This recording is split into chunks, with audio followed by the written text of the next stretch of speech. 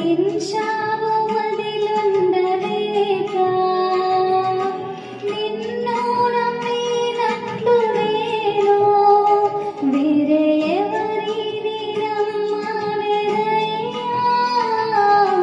నీకు నాకు మధ్య దూరం తొలగించావు వదిలుండలేక నా ఆనందం కోరేవాడా నా ఆశలు తీర్చేవాడా నా ఆనందం కోరేవాడా నా ఆశలు తీర్చేవాడా ప్రియనంద ప్రేమ నీది